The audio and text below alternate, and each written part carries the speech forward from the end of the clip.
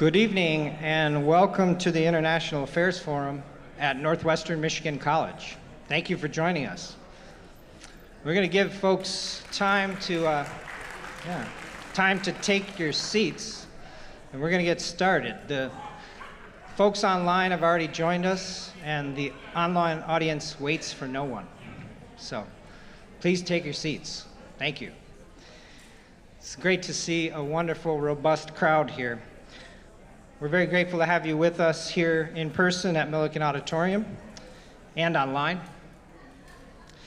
We hope you all will continue to stay safe amidst this flooding, and it's, in a way, our region's collective heaving off of the cloak of winter, it seems.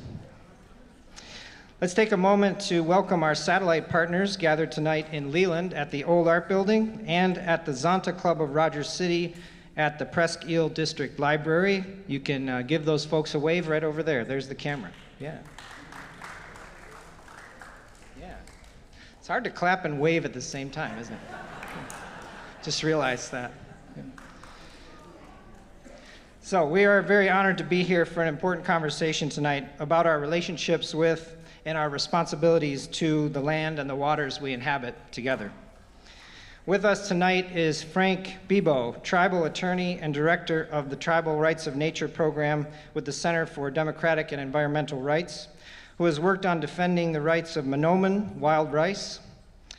And online connecting from Quito, Ecuador, is Hugo Echeverría, environmental attorney affiliated with the Center for Democratic and Environmental Rights, whose work is centered on rights of nature, including amendments within the Constitution of Ecuador. Our moderator tonight, Nick Rio, is Associate Professor of Indigenous Studies at Simon Fraser University.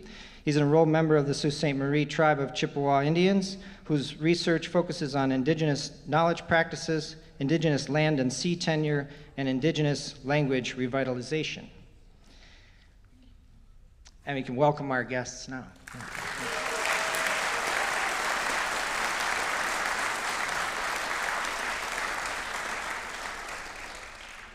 This is a truly international forum tonight.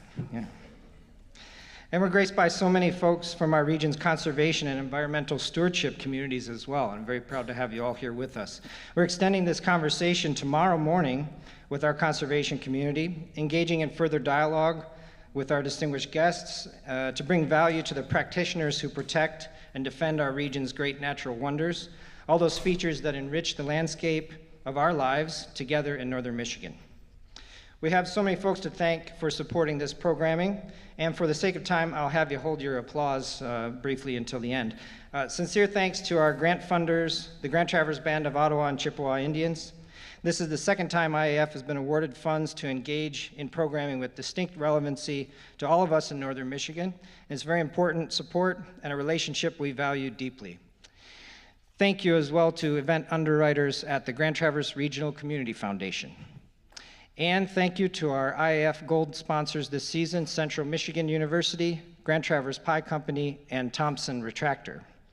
And finally, many thanks to our several business community members for sustaining the IAF mission year after year.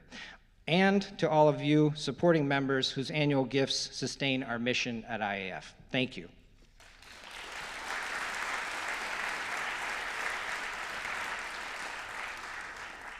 Time to silence mobile communicators, and here's how we'll run this evening's program. We'll have a Q&A session after this moderated conversation to round out the discussion. A quick reminder, the Q&A option for everyone in person or online is to email your questions to iaf@nmc.edu. For everyone online, you can also submit via Zoom Q&A function at any point during the program. Last method for the audience here in the auditorium, you can flag down one of our volunteers for a question card if you'd like to use your penmanship.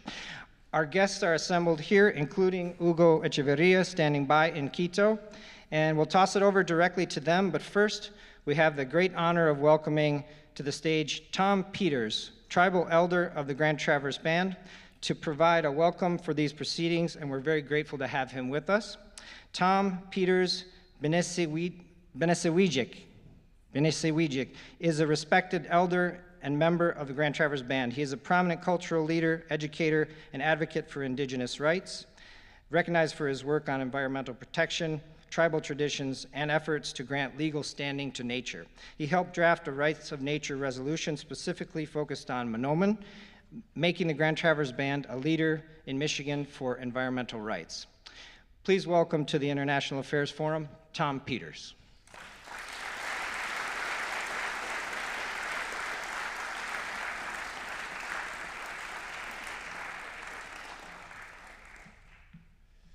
Ani, Tom Peters, Indigenous. My family name is Binesiwegiizhig, which means thunderbird that brings a day. I'm a member of the Grand Traverse Band. I'm a Thunder Clan person.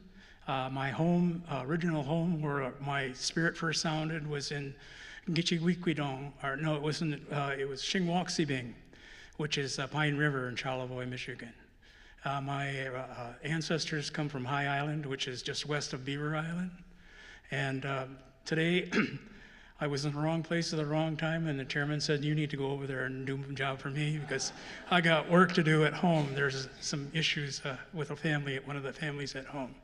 So I'm here, I'm glad to be here, and I want to start this introduction, but I want to sing a welcome song for our relative from Minnesota. So I'm going to do that right now.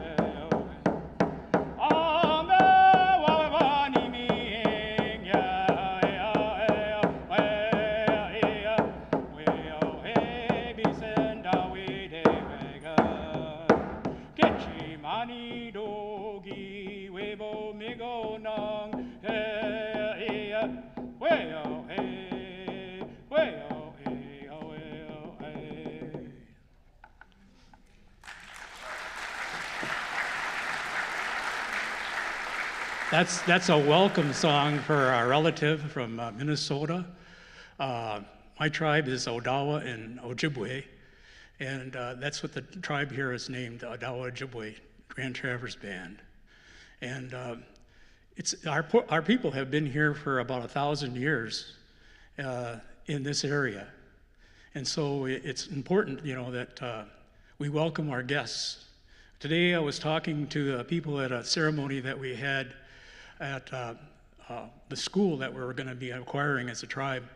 And one of the things I tried to tell them, and I didn't know what it was really called, so I had to look it up, but your first name is your given name. And then your surname is supposedly your last name. Well, my name is Binesiwegiizhig, and that P part, I imagined that we were in a line, immigration, and they said, well, what's your name? And the guy says, well, my name is Binesiwegiizhig. And he says, oh, I can't pronounce that. You'll be after St. Peter. And so that's how we acquired that name of Peters, you know. But I've gone back to my original name, is Binesiwegiizhig. Anyway, we want to, the clan system is very important. I told the people today that we don't have a surname typically. You know, we have a first name, your given name supposedly in a naming ceremony, but your clan comes from your father. And so when you have a clan like we have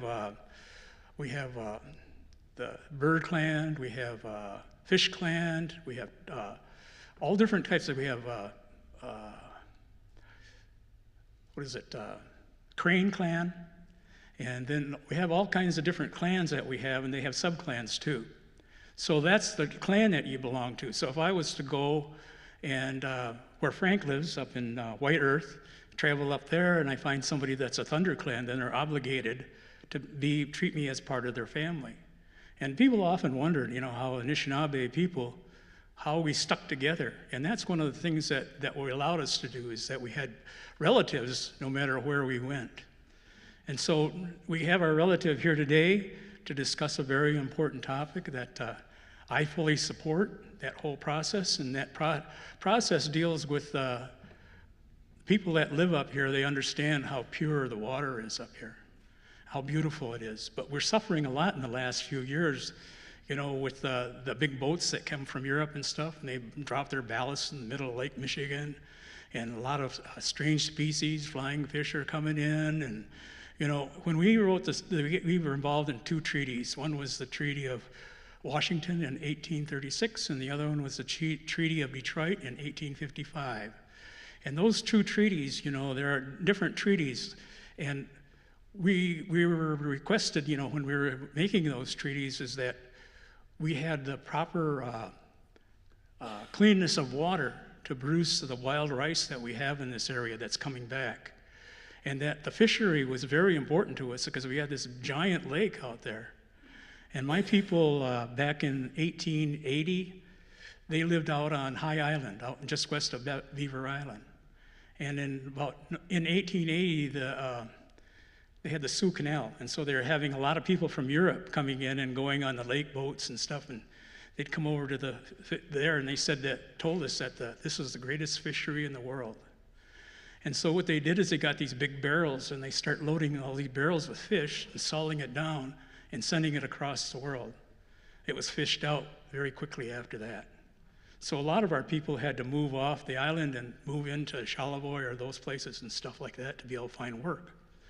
So sometimes the environment is very delicate, and sometimes the things that are happening right now with climate change and all those different things that happen, and floods and tornadoes and all that, you know, wildfires, all that type of thing, it makes it really difficult to live up to a lot of those treaty things. But we still, those are the rights that we gave away, or we tried to reserve for ourselves. And so that's really important to our culture and to our livelihood. And so we're very close to Mother Nature. We believe in, you know, that type of understanding of our lives. So this person right here, Frank Bibeau, has come here to share some things that I think is very important. And that's, how do we protect the environment? And I found that when we did a training session for the city of Traverse City, there was a lot of non-natives in there that understood that. And we're in favor of that also because we have such a beautiful environment here we want to live in. And we want to keep it that way too, you know. This community is tribal communities, one of the oldest communities here. And then the Europeans that came in here, they call this their home. So we're all in this together. We're here in this beautiful place to raise our children. And there's another thing that we're taught in our culture is that our ancestors, 7 generations ago, thought about us on this day.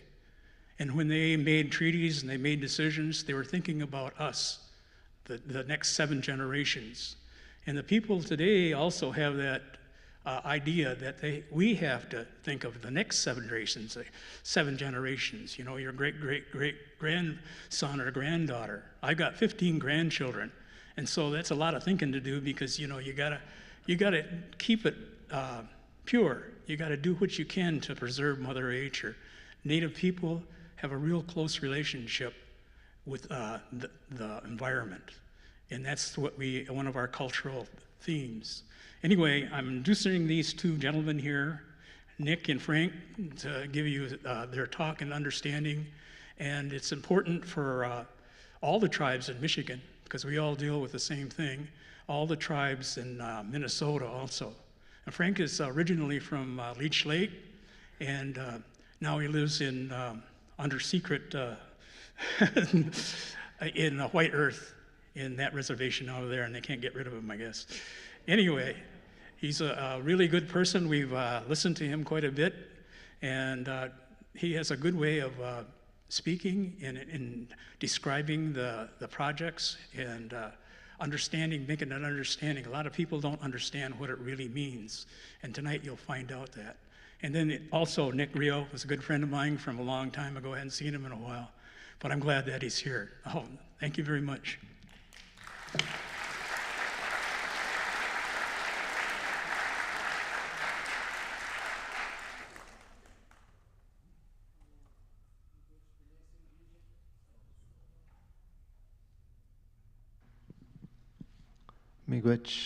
Binesiwegiizhig, Miigwech Alex, for bringing us here, and somewhere out there is my friend Mark Wilson, who helped make this connection for me to be here. So Miigwech, Bimose Indigo, Mashike Indudem, Baotingish Koningen in the Bendagus, Uide, Kiweda Nong Kea. Kichimikanak Kong Dash Ngi Donjaba Wawayata Nong Dash Ginatawagigu Nick Rio Dijika Kanamagu Jaganashimung.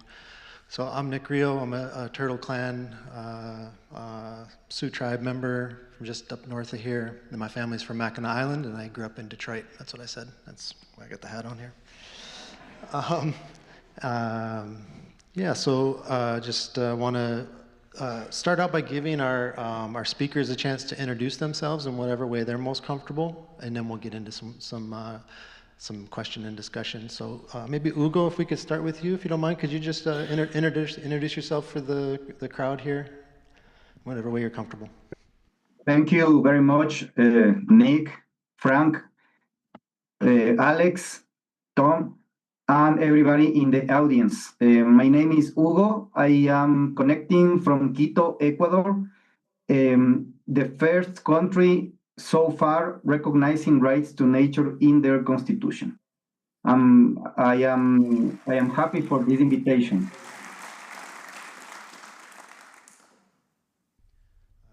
Thank you, Hugo. Frank? Is it work? Oh. Good evening, my name is Frank Bibeau. You've heard that I'm from Minnesota, and I would tell you that the rights of nature, and I've listened to Hugo before, I think is a way to do things in a different way. And the stuff that Tom said, I'm very thankful. I appreciate the welcome song. And I look forward to talking to you about the strategies that we've used and what we've learned, because we've been in the Line 3 fight for about 8 years before that ended. And so, might take some extra time, we'll see. Thank you, Miigwech.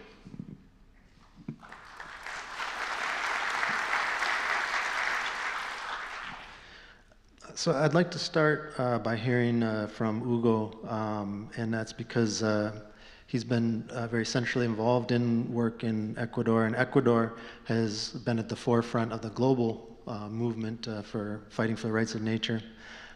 So I was hoping, Hugo, that you could just kind of give us a broad overview of the global context of this movement and the Ecuadorian context as well. Thank you. Well, the first idea I want to share with you is that the rights of nature are not a symbol anymore. They are becoming a reality worldwide, and I have to say very fast, very fast. And this is the case you see in all continents now, not only in the Americas, but in Europe, in Africa, in Asia, in Australia, in Oceania. Initiatives founded upon this idea that nature deserves more protection than what the legal systems worldwide currently offer to nature. And the main difference is that nature should be given the most important role that law offers. So you have two main ideas in law. Either there is an object, a thing, or a subject, like a person. So when you move an object or when you give an object the juridical level of a subject, of a rights holder, then the law is offering the best possible protections. This is what happened in Ecuador back in 2008. So when the constitution changed, the constitution of any country, as you know, is the most important rule, is the most powerful rule. And rights, human rights, for example, are included in the constitution. The right of life, the right of liberty, of property, etc. And in Ecuador, there was this debate on how to give a better protection to nature. And the conclusion of that debate back in 2008 was to recognize nature certain rights, not every right as human beings, but specific rights. The right to exist, the right to persist, to have the natural cycles not damaged, and the right to be restored herself. Now, this idea came from a different root system. One of them was the reality of Ecuador is that Ecuador has very high biodiversity. The nature in Ecuador is impressive. You have the ocean, you have the Galapagos Islands, you have the Andes, the mountains, and you have the Amazon, all in the same country. So the connection of the people with nature is actually very close.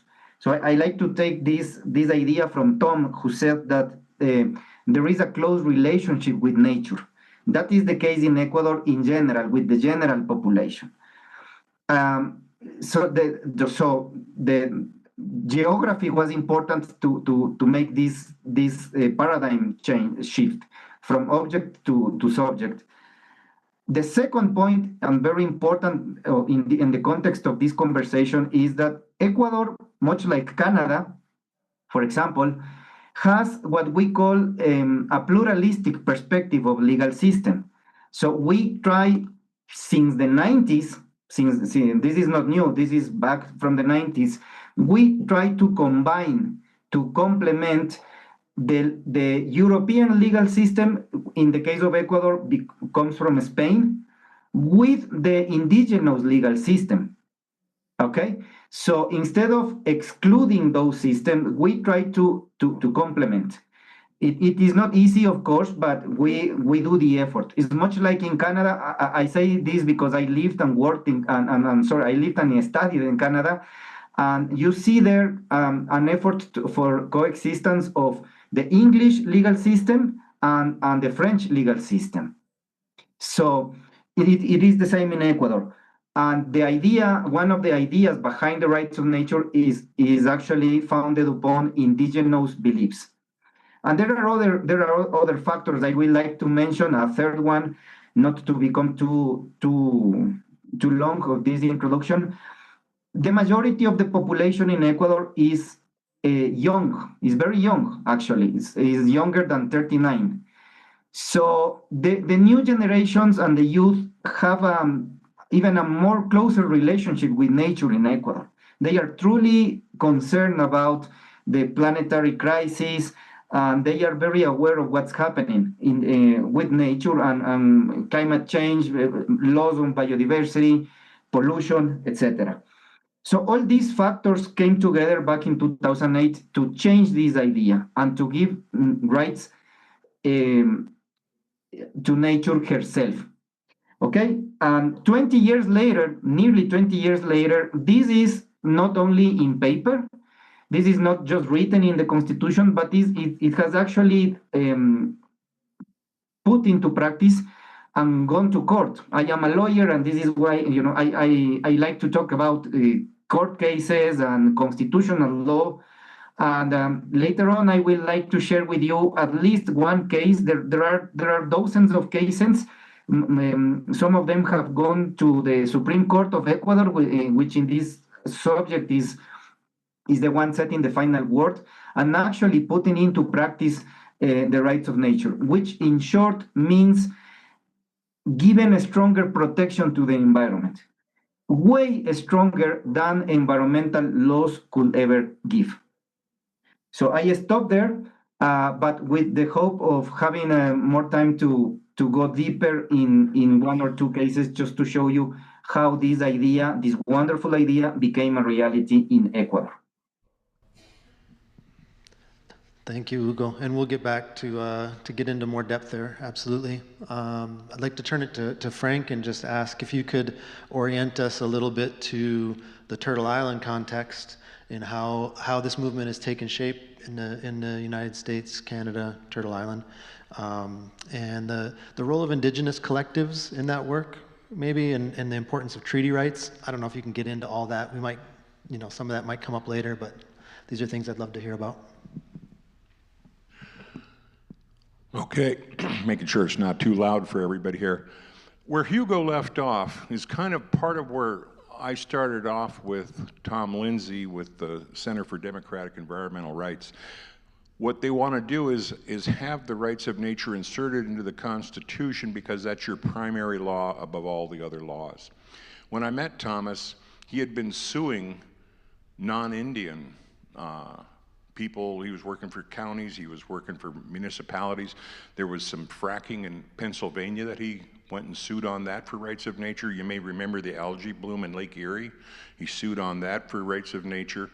And what I get out of it when I first met Thomas was that the state and the federal system doesn't allow you to win. They think they have the most superior law, and whatever you've done below them, they can just nix and bump off your law. The thing about Indian country is we have our own ability to make laws and live by them. And when you go to law school, it's a colonial system, and I have to recognize that more and more all the time because it is an English-based system, much like what Hugo was talking about. And you get indoctrinated to the idea, and I'm not necessarily talking about myself because I had been living on the reservation a long time when I went to law school, but they teach federal law and state law, federal court, state court. They had one Indian law class one night every other year in the winter quarter, and that was it. You can imagine it was well attended. And the professors, they couldn't answer my questions. Now, when I went to school, I was already 38. I'd been working for the Indian paper for probably a decade, and so I knew the questions, but I could never find the answers. And you find out in law school they don't know the answers either. And so you end up with like a good library card and a way to research. And so one of the things that you bump into early as a tribal attorney on your reservation and you're trying to figure out what to do with your treaty rights is the Montana decision from 1981. And it was where they tried to sue or regulate a non-Indian and their land on reservation. And they said you can't just do that. But they had this other fork, this other test that said if it's interfering with your health, safety, and welfare of the tribe, well then that's a different deal. And they didn't really explain that before law school, because I was quite a bit later, 20 years later. But as I started working with Thomas and I was working with treaty rights, I was trying to figure out, and I think it's every tribal attorney's dream in a way, or at least it was mine, was how do you bring in these culprits, whether it's the state or Enbridge or whatever, how do you bring them into your tribal court where you're suing them under your tribal laws and you're going to evaluate what they're doing with your set of values and so forth. And as I was doing that, that's when I ran into Thomas and he started talking about rights of nature. And I thought, you know, that's really what I'm working on. And we started talking about rights of Monoman. Now, interestingly enough, Thomas had worked with Winona LaDuke and Ralph Nader when they ran for president and vice president. So Winona had talked to Thomas about coming to one of our 1855 treaty meetings. When he came there, he came with what he knew. And what he knew was boring for us. And he didn't really know it, but my law professor was there, and he kind of took him aside. He said, you know, these people, they have treaty rights. They have a right to nature, not just rights of nature. This is a whole different ballgame. And so as Thomas and I started talking about what he had, I could see that his tools were very helpful, but he wasn't using them in the way that I would use them in tribal court. And so ultimately, it ended up that the rights of Monoman, Wild Rice, and the 5 tribal council members and a number of other individuals sued the Minnesota Department of Natural Resources in tribal court in 2021. And it was a lot of work, it was very exciting, it was a lot of conflict. And along the way, you learn a lot of things doing this, but one of the things that we learned and that we're trying to correct is that we didn't really have the right tribal court of appeals panel.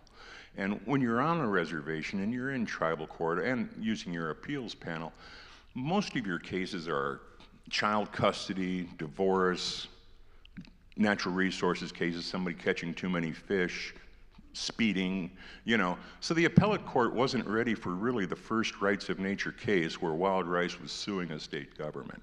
And I didn't really appreciate that until a law professor started explaining to me it really looked like that tribal court wanted to get rid of that case. And they did. They dismissed it from the appellate level instead of returning it back down to the tribal court to be dealt with. Interestingly enough, the other tribal attorney that I've worked with over the last 20 years out in Washington State, and if you haven't seen this, look on TV. And so it's a lot like what you have going on here with Fish Pass, but different. So my friend Jack Fyander, who works with the Sauk Seattle tribe, in January of 22, so this is 6 months later, he sued the city of Seattle Power and Light in tribal court. Now, he had sued him twice in federal court before and lost. But this time he sued him in tribal court, and the tribal council and the Salmon were suing the city. And when they did, the city of Seattle did the same thing that happened in Minnesota, because the DNR ran to the federal court too. So in Minnesota, when they went to federal court, the DNR said, you know, and I'm paraphrasing, you know, it's like, Your Honor, you got to tell these Indians that they can't use their tribal laws against us in tribal court. We're sovereign. And the judge basically looked down at them and said, can you point to any law that gives me the right as the judge to tell them they can't use their law against you? And he stood there quietly.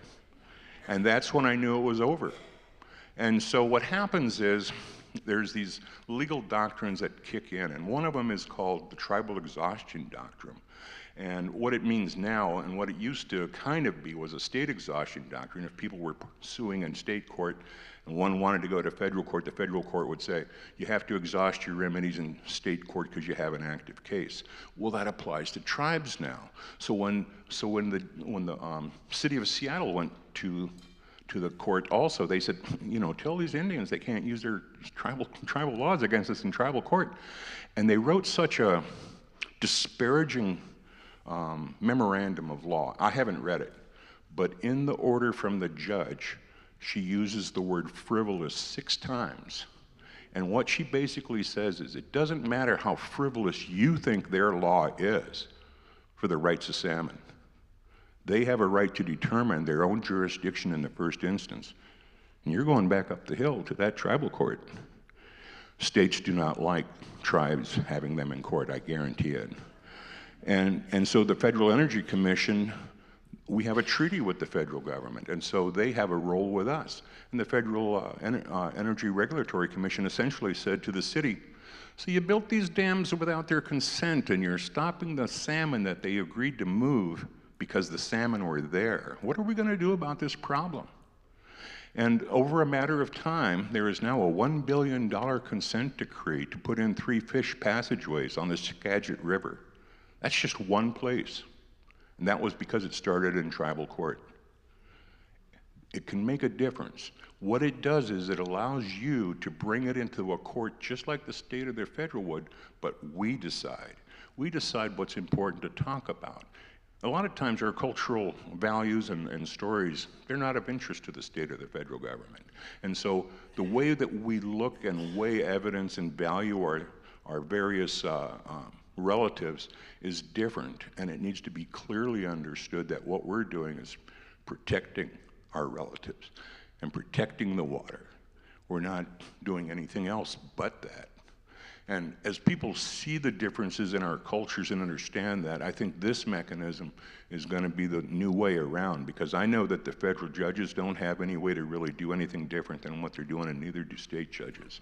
I think everybody's looking for a new system.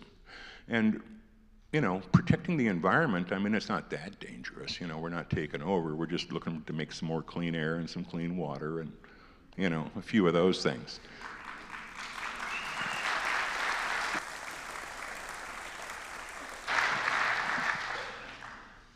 Thank you, Frank.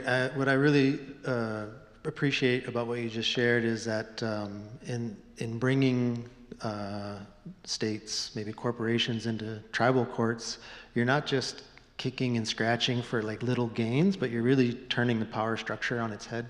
You know, the power imbalances that we live in, able to, in that instance, kind of turn it on its head a bit. Hugo, I'm wondering, after listening to what Frank just shared, how does in Ecuador, how does it compare in terms of the legal strategies and frameworks and how things have been unfolding? Frank mentioned something very important in terms of to respond to this question on strategies.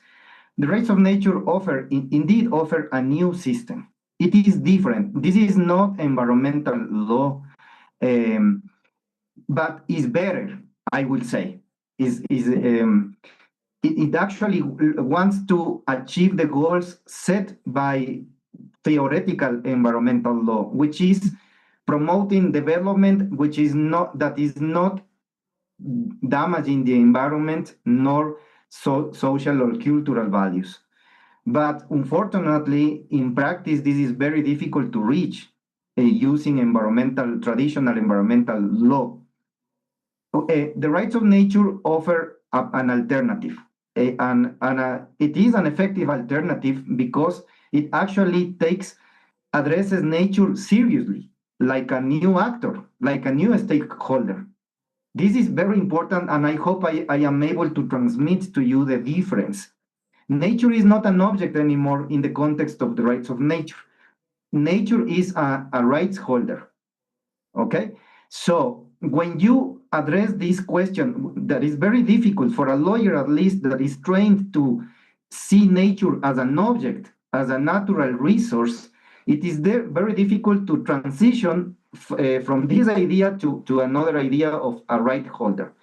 But it was possible in Ecuador because the questions arising out of this change of ideas were actually answered by the Supreme Court judges, who were not experts on this topic. No one is, nor they are experts on environmental law or anything like that. They are experts in constitutional law. And this, for me, this was very important in terms of a strategy, because the answers to the difficult questions regarding application of the rights of nature came straight from the top. from the most important and respected judges in the country. And the answers they provided were the answers provided by constitutional experts, by experts on the field. And basically they provided an idea of what we call the rule of law. It's basically if the Constitution recognizes rights to nature, then whether we like it or not, whether they are in agreement or not with that idea, they have to follow what the Constitution states. And this is how in Ecuador the rights of nature began as a frivolity, as a legal frivolity. In 20 years, they have become a very serious reality. I will not say, how do I say, as a legal institution, just like any other legal institution there is, such as property or freedom of opinion or health or any other constitutional value. So the possibility that we have to go to court and to land in the Supreme Court, I think it made a huge difference in the case of Ecuador regarding the rights of nature.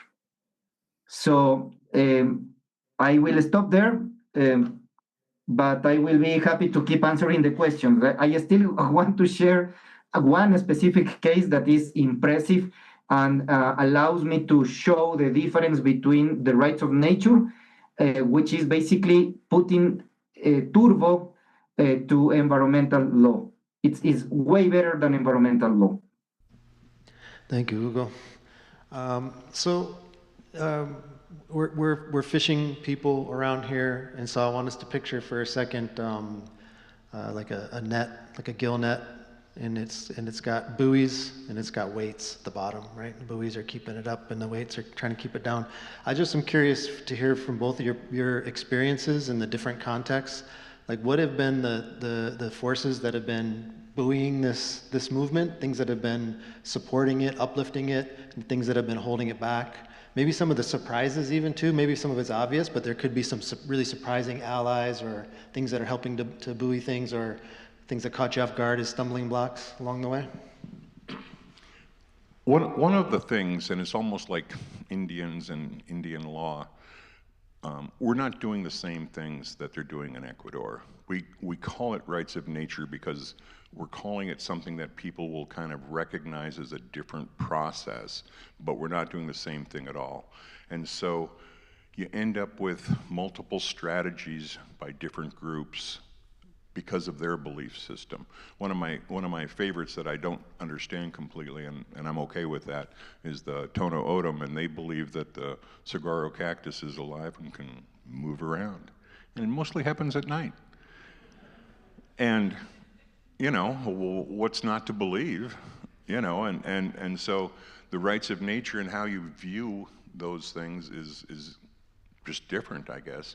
So what I've seen historically is that the state and the federal system doesn't work, and that's the part that troubled me the most. And there's a lot of people, like Hugo said, it's not environmental law, it's better, because environmental law, and you have to still use it when you sue in tribal court, it gets into math, and it's like suing for money. People are like, are you sure that's worth $30? It looks like 25 to me, and they argue for 2 years on the value of something. And that's the problem with those English systems. We're talking about something much more personal, much more direct, things that affect people's livelihoods, their ability to eat, their food sources, their life ways, you know, in a very high-speed system right now.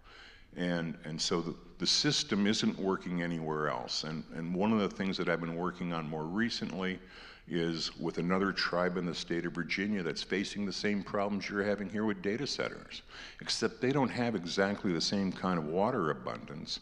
And not only that, every river just about in Virginia, the state of Virginia, goes right into the Chesapeake Bay, which is a saltwater brackish tidal system. And so the Rappahannock River, probably the bottom 60 miles are various amounts of salinity where oysters live. And that's one of the species that I'm going to be using in this litigation. They're facing a water extraction project from the county that was originally proposed for 13 million gallons of water a day, in part for data center cooling. Now, when you have a river that's freshwater for the first 120 miles and then the last 60 miles are saltwater brackish, you know, you've got a different kind of environment there than most people don't face. It's very sensitive. And so there's two fish that swim out of the Atlantic, the blueback herring and the sturgeon, and they migrate from the saltwater into the freshwater tributaries to spawn. And they even have wild rice growing up in the freshwater parts further upstream. These are the indicator species that are most sensitive in that environment. And these are the species that we're going to be suing on behalf of. While they've only become a federally recognized tribe, there's a disparity with all the Indian tribes in one way or another. The tribes in the South don't have the same rights that we have. I think the Chippewa, the 44 treaties we have, are some of the best treaties that there are with the United States. But the reason I've been told that our treaties are so good is because it was so cold up here they couldn't come and take us out. We're still here. We got good treaty rights. So really what I'm doing is trying to protect the rights that I've enjoyed that we're supposed to protect in perpetuity for those who come after us, like Tom was talking about. You got to look that far ahead. You got to look generations ahead. And right now is the time to make things stop, because if they don't get stopped now, they're not going to be fixable in a lot of places. There's things at Line 3 that aren't fixable. You find out you can't rely on government. They don't care about facts. They want to permit the activity. We've got 4 broken aquifers. One's at Fond du Lac Reservation. They've lost their ricing for the last few years. It's hard to believe what people will do for money to an environment where they don't live. They're just visitors, and they don't care, you know? So I see failure on the part of leadership, federal government, state governments. What I saw in Minnesota, and I saw it here in Virginia most recently, the state, is that they're letting municipalities and counties go forward with proposing the project so that the states don't have to spend all the time. The problem is you get really bad decision making, and then inevitably it falls apart. And that's because people just want what they're being offered, not the beauty of nature. They want the money that they haven't gotten yet from whoever. So the problem is capitalism.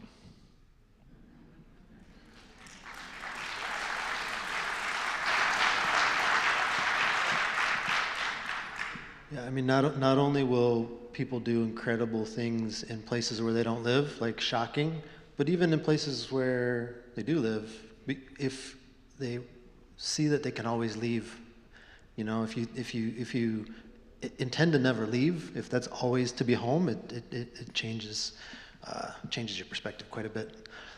Hugo, let's turn it back to you. Other dynamics that you'd like to dive a little deeper on. If you open the Constitution of Ecuador and go to Article or Provision 73, you will find the most contemporary provision ordering or providing a legal duty to the government, to the state of Ecuador, to prevent extinction. That's the only constitution in the world that actually addresses extinction of a species. Okay? And the wording of the Constitution says that the state shall prevent extinction by means of making good decisions based upon the precautionary principle of environmental law. Basically, the precautionary principle is all about addressing nature from a protective perspective. Okay? So Frank mentioned bad decision making. That has been the history of environmental law in the world, not only in our countries. And the rights of nature offer the possibility to do better, to do good decision making. So, for example, the people in Ecuador, everybody is very proud of the jaguar in the Amazon, of the condor in the Andes. It's actually in our flag, the condor, this huge bird. The Galapagos tortoise, and all the dolphins and the whales that migrate through Ecuadorian Pacific waters. But all these species are actually in danger because of all sorts of reasons: oil exploitation, mining, expansion of agro-industry, etc., etc., etc. The question is how to do all this, but better, but without putting all these species in danger. And one of the cases I want to address, and please give me 1 minute because this is a very complex case, but I hope I can summarize it in a very clear way. In 2017, Ecuador authorized, give green light to a mining project, a very important mining project, actually owned by a Canadian company, okay, a Canadian corporation, in a forest that in itself holded a fragile ecosystem. But also, so the forest itself is very important in terms of biodiversity. But the forest is also the habitat or the home of several endangered species of animals and plants, both animals and plants.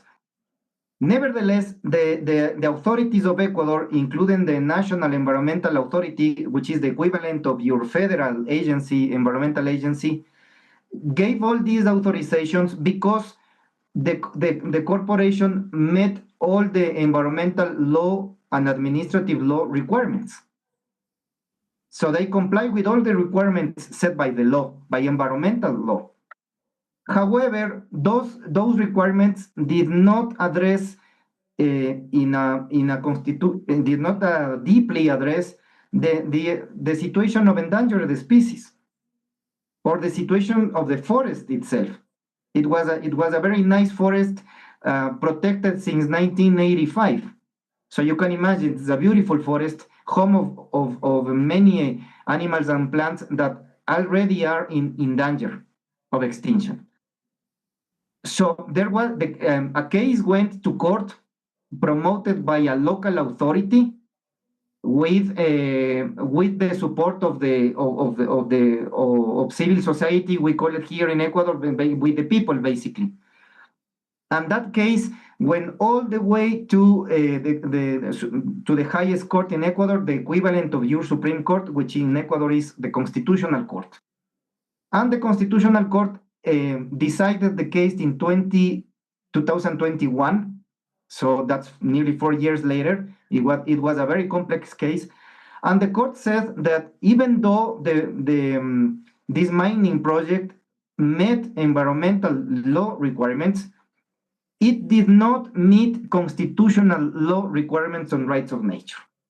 So you see the difference?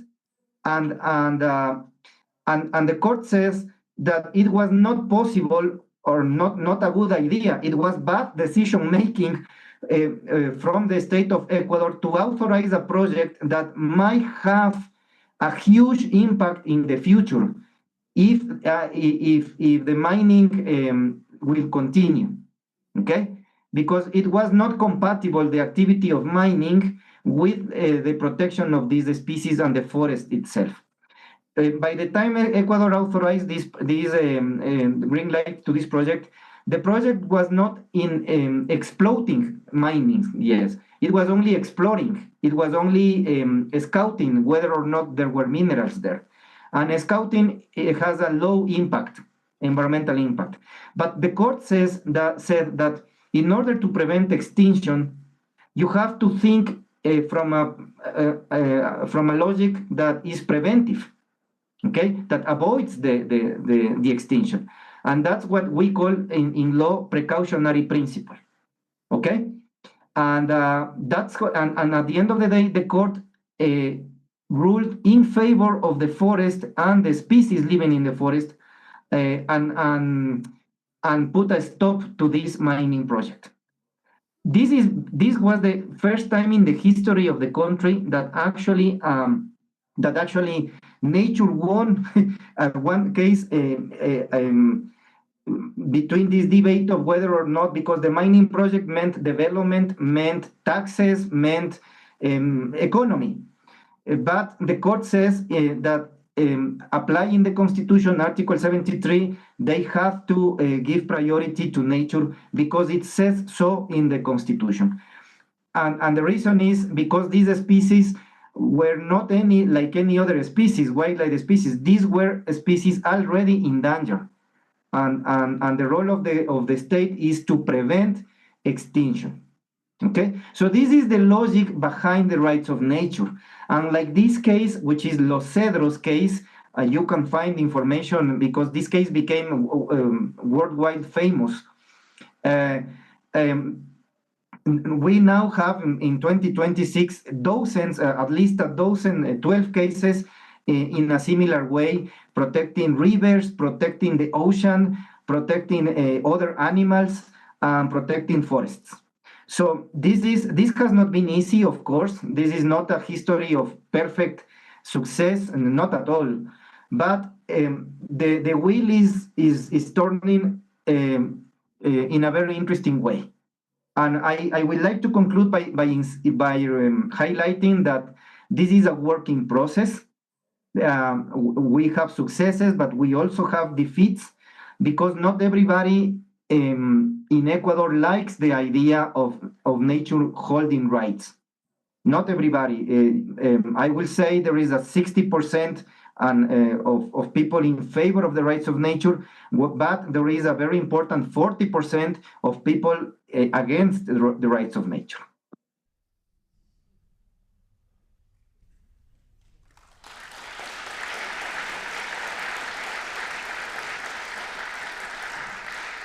Thank you, Hugo. Thank you, Nick. Thank you, Frank. We'll continue on with questions from the audience, and it has been a wonderful conversation so far. I have one from Jerry. Jerry says, it seems to me that a crucial part of the equation with all these matters is education for everyone, not only for young people.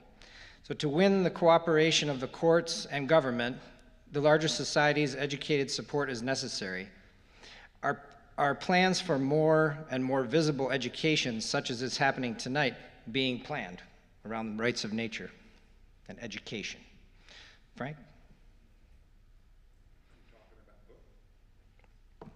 I'm talking about it all the time. And unfortunately, I haven't found my replacements yet. It wasn't easy. I was talking about something a few weeks ago, and it was about, what did they call it? They call it spirit and courage. And when you go to law school and you spend thousands and thousands of dollars and everybody thinks you're crazy, it's hard to just take that step forward sometimes. But as a tribal member, if you don't do it, you're going to regret it forever, and all the tribal members will be reminding you forever and ever. So, there's that kind of a commitment for rights of nature. And so for me, I think it's such an important tool that I'm working with the Rappahannock tribe in Virginia, and I'm in a position where I can help them pro bono with my skills because they're just newly federally recognized. They don't have much for resources. They're trying to figure out what their rights are, and there aren't people out there on the East Coast that know what their rights are from what I can see. And so I've come from an environment where I understand the history that's gone on the last 50, 60 years in federal courts, and those are advantageous to know. Technically, from a simple standpoint, one of the things that I'll be arguing out there is that the Indians are possessors of 50% of the resources. Now, that's where the simple case law comes down. The Bolt decision back in Washington State 50 years ago, those Indians, they're working together. And they have to work together with the state. And the reason about this, and this is how technical and crazy treaty rights can get, but the treaties of 1854 and 55, and we have them ourselves, out on the West Coast, they have special language in there, and it talks about the Indians being able to fish in common with the citizens of the territory and the United States in the usual and customary places. And that means that all of the non-Indians had a treaty right in 1855 to half of the resources. Now, that wasn't the intention of the Indians, I can tell you that. And I don't even know if they knew what they were getting into. And so we had a fish fight over in Minnesota back 2013. And I was working with my buddy Jack out there in Sauk, Seattle. And there's some interesting case law that happens, but what I was able to help the federal court understand was that our rights as Chippewa, because they were looking at the West Coast all the time for those fish cases. In 1842 treaty for us, they talk about to remove all jealousy and discontent amongst the Indians, because they've been ripping us off and they've been using alcohol. And so to remove all jealousy and discontent, they were going to make it so that all the land that had been ceded and all the lands that were to be ceded were now held in common by the Chippewa of Lake Superior and the Chippewa of the Mississippi. And so our territory is in common with each other. And the federal decision talks about that kind of in common excludes. We have exclusive rights to hunt, fish, and gather, and they're exclusive from the federal government, and they're exclusive from the state government. Congress can change that, but they haven't. That is a powerful treaty right, to not have someone else telling you what you can and can't do with it. Ironically, the tribe in Virginia, and all the tribes in Virginia, they have one treaty, and it's just like what we have, because the United States wasn't the United States in 1677. So the United States doesn't have nothing. And the state, they had a treaty that was made by the Queen and King of England, and the state never paid for any of that territory they got. There's going to be some different comeuppance and discussions about 50-50 on the water, 50-50 on the resources, protecting the resources, protecting, like Hugo said, the endangered species already. Those are your indicator species. That's how you protect the environment. It's a little different here with treaty rights, but the treaty rights are what gives it the ability, because tribal court and tribal law. And it's not really an environmental law. We're using just rights of nature. And for us, it's natural. Our culture already sees all of creation as our equal. We have an obligation to protect it. And so it's easier for us. It's natural. Rights of nature. Thank you, Frank. Yeah.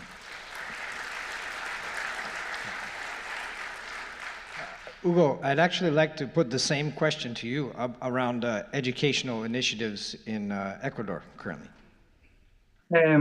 This is a great topic, education. It's actually the indicator that makes the difference. The more educated people are about this issue, the better it goes, the end result. This is what I mentioned in the beginning. The younger generations in Ecuador are much more aware of what's happening in terms of environment. The history, the environmental history of Ecuador has many bad episodes in the 60s, 70s, and 80s. So the new generations are aware of that, and they want to make the difference.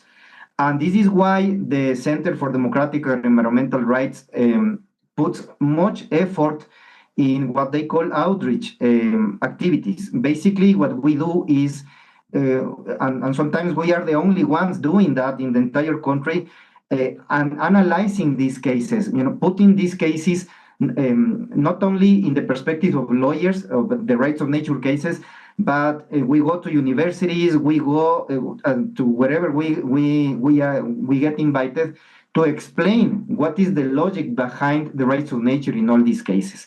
We have been doing that for many years now, not only in Quito, in the capital city, but in many other places in Ecuador. So education is important. And I would like to add here that all these cases, as you can imagine, have a very important scientific or engineering component. For example, in Los Cedros case, there were nearly 60 scientists from Ecuador and elsewhere actually going to the court, attending to the court, and giving opinion on species and ecosystems, on science, basically, on biology and ecology. In the cases regarding rivers, for example, we have many cases regarding the protection of rivers. You see engineers talking about to the judges, giving opinion to the judges about hydrology, and so on and so forth. So science is really important ally in these cases, as important as indigenous knowledge, which in Ecuador is also taken into consideration quite seriously. So it's not only the formal scientific knowledge that gives input for judges to make decisions, but also in indigenous knowledge that is also taken into account. This is why it's important to change this idea of bad decision making to good decision making. And to conclude, I read in the question and answer set in one person said something that is very important that actually became a debate in Ecuador. If corporations have rights in the US, in Ecuador, and in all legal systems, if vessels, if you go to international maritime law, you will find that vessels, ships have also, they have rights. Then why not a forest can have rights? Why not a mountain, a river could be a rights holder? So it's not really a difficult question. It's just the need to re-educate and to see things differently.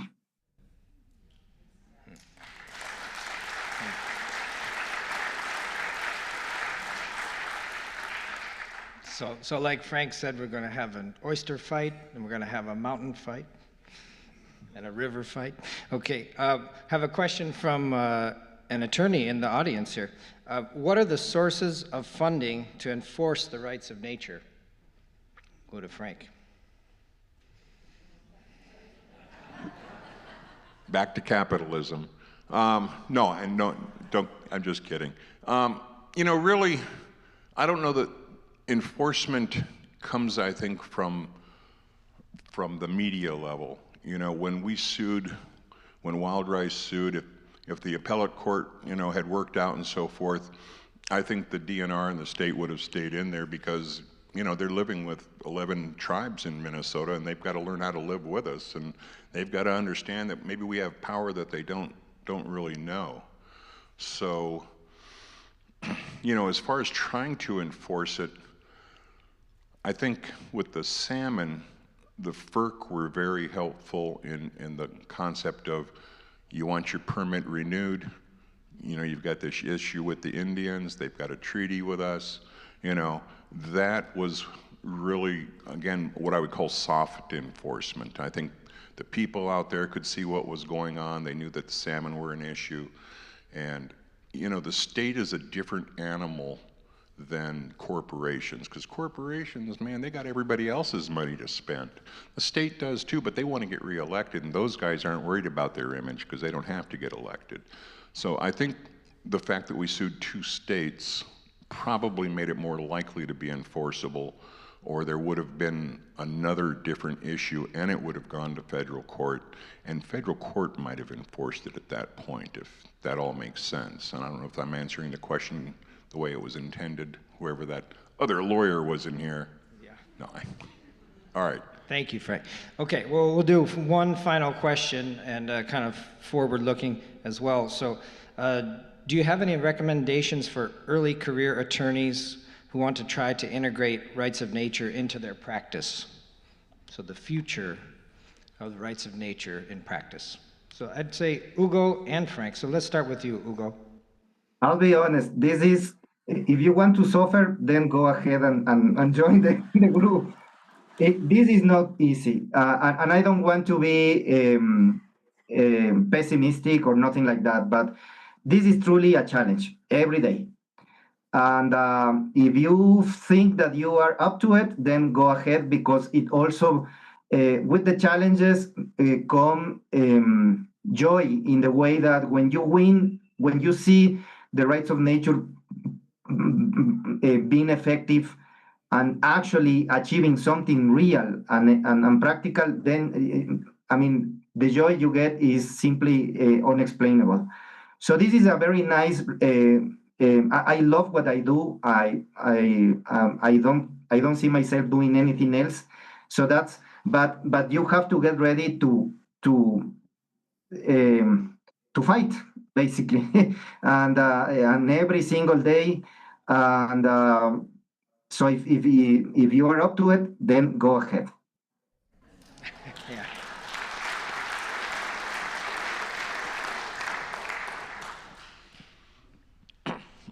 Well, there are a number of young attorneys and even lay lawyers, you know, in tribal courts and things like that, because we can make our rules a little different, and there are people who can help with enforcement that don't have to be an attorney and things like that. You know, I've met, because of the way the internet and everything works now, there's people when I go and present who know that I'm going to present there that day, and they come out to see me and stuff. And they're young people, just like Hugo's talking about. The young people that I've known when I was doing Line 3 for about 8 years, you know, they were a lot of my inspiration. You know, they're concerned about spending the rest of their lives fighting climate change and pollution. And that's a long time when you're 20, you know, because I'm almost 70 here.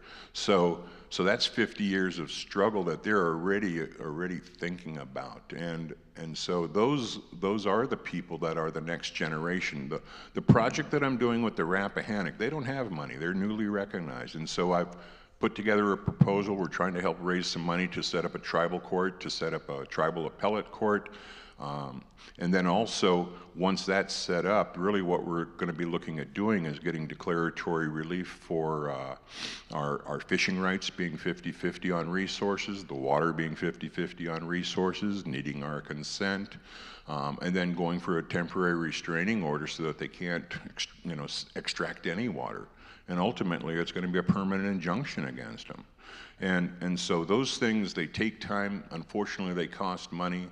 You know, so it could cost hundreds of thousands of dollars to set this up. It could be that with a new governor out there, somebody might see and understand the things that I talk about freely, that they don't have much defense as a state. And they might be better off realizing that, because states who have been dealing with Indians for a long time, like Minnesota, like Washington, probably like Minnesota, they're still used to having a little confrontation. And so I'm trying to also include in that project a lot of scientists, and I say scientists because I talk at a lot of law schools and other places, and there are people who want to come out and help. I also am doing what I call mentees, next generation attorneys, because those 11 tribes all have the same rights under that one treaty.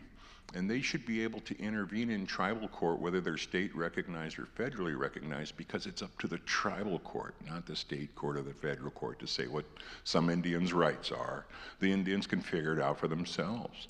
And when I was presenting to some of those Chesapeake tribes, a couple of them who have their own tribal courts asked if they could sue from their own tribal court. I just started smiling. I'm thinking multiple tribes suing the state of Virginia. You know, how much enforcement are you going to need for that? I don't think you're going to take much. I think they're going to realize that the tribes have some power. And it's just, it might not be much more power than that, but the salmon case worked the way I expected it would. It came to a place where the state understood it couldn't, or the city couldn't do what it was doing. And the next time they come up with a harebrained idea, like in Minnesota, or maybe down there in Virginia, they might ask the Indians first instead of last or not at all if this idea is okay. And that might save time, it might save heartache, and it might find a different way to help the environment. And I think it's that simple. And so, you know, if we can decide a couple of good cases with good decisions like Hugo's talking about, I think people will be very satisfied.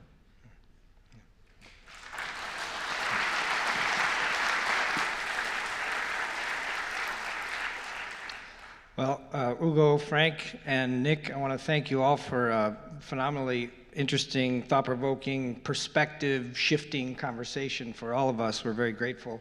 And before we end this, and we'll end it with final remarks from Hugo and then from Frank, I'd like to extend our continued thanks to everyone who supports the International Affairs Forum. And you're making this possible each time that you commit your support each season. And we're coming up on our membership drive, and we hope you'll all support again so we can continue to do this for our 33rd season, starting next fall in September. Quick rundown of what's coming up. April 19th, this Sunday, there's a conversation. It's called The Future is Peace, a conversation with Aziz Abu Sara and Moaz Anan that's presented in partnership with the National Writers Series and International Affairs Forum. If you're an IAF member, you've gotten information about that, and we'll see you on Sunday. May 14th, it's a brand new event for your calendar. It's a documentary with filmmaker Q&A here in Milliken Auditorium. The film is called Land of Canaan. It's about a collective of olive growers in the West Bank, and it's presented by the International Affairs Forum in partnership with On the Ground Global.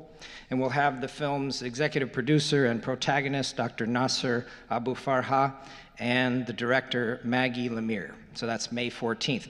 Another one, May 28th.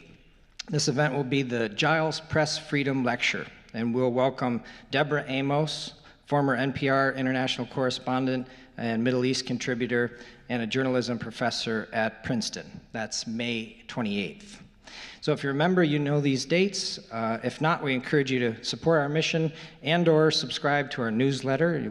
We'll keep you updated, and you can find all that info online.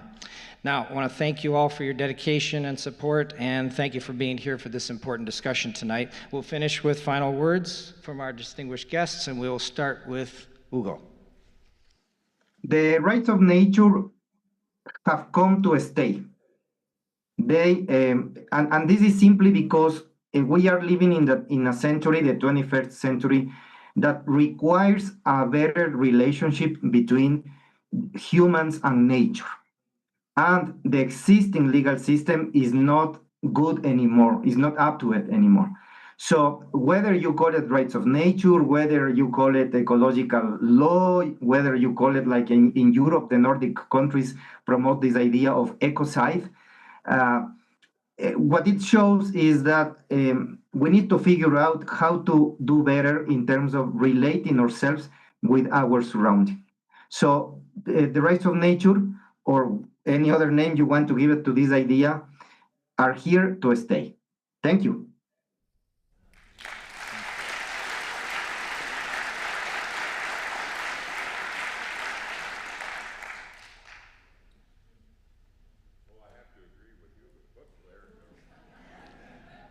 Okay, I'm back. All right. No, I do agree with Hugo here.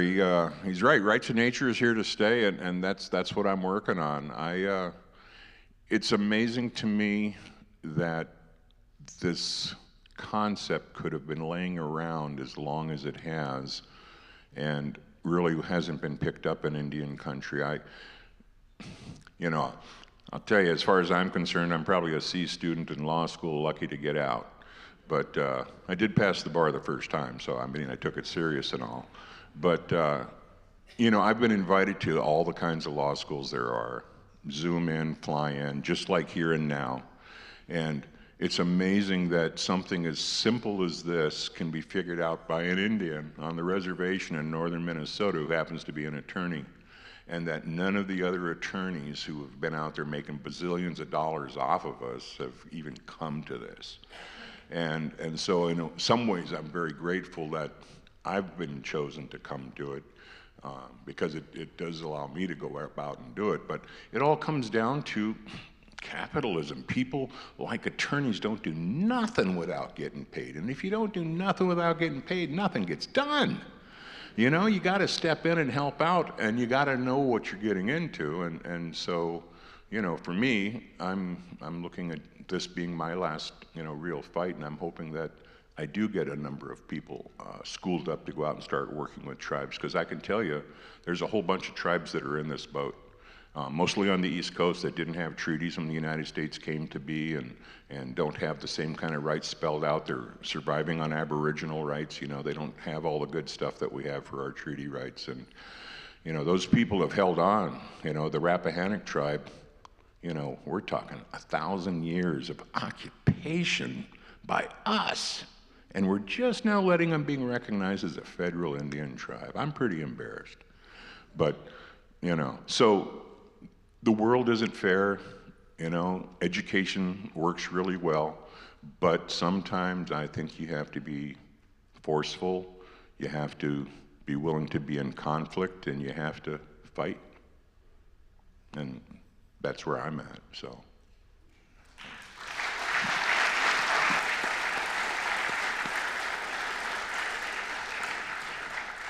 Our profound thanks to Hugo and Frank for keeping in the fight, and our thanks to Nick Rio, wonderful moderator tonight, and thanks to all of you for being with us. See you soon. Thank you.